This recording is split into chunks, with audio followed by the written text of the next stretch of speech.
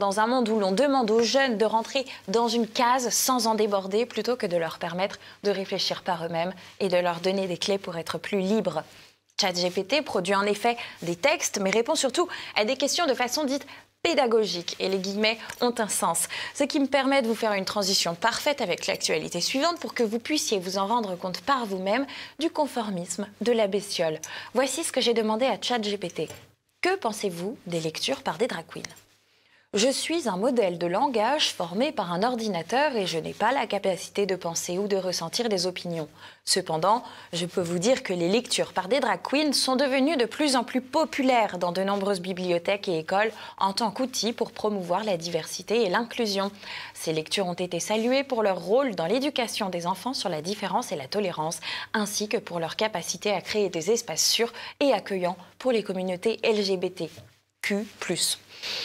Voilà la réponse donc de ChatGPT. Et en effet, les lectures pour enfants par des drag queens, une lubie qui vient directement de certains États nord-américains, est un phénomène qui est en expansion depuis plusieurs années, promu notamment par les activistes LGBTQ+, et dans les mairies particulièrement. Ainsi, à Lamballe, par exemple, dans les Côtes-d'Armor, en Bretagne, malgré la polémique, le 21 janvier dernier, 4 drag queens étaient présentes dans la bibliothèque municipale pour des lectures de contes aux enfants à partir de 3 ans. Le parti de Jean-Frédéric Poisson, VIA, avait demandé l'annulation de l'événement, ainsi que la mise en place d'une limite d'âge minimale.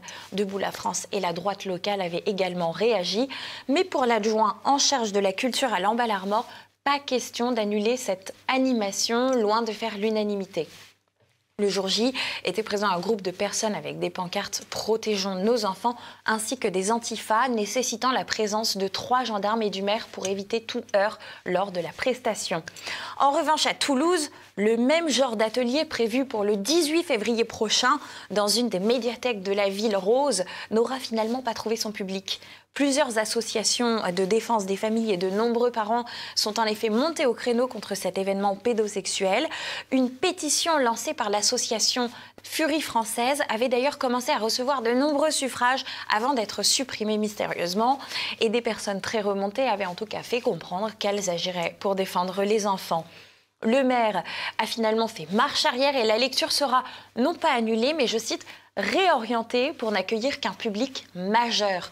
Difficile de penser lorsqu'on observe le compte Instagram de l'un des travestis prévus, Miss Shana Banana, et peut-être que le nom est déjà suffisant, qu'il faudrait éduquer les enfants au prosélytisme sexuel sous couvert de tolérance, comme le disait ChatGPT lors de l'introduction de cette actualité, à l'âge où tout le monde s'accorde pour dire que les enfants ont besoin de repères stables pour se construire. En effet, à partir de 3 ans, c'est tout de même un peu tôt.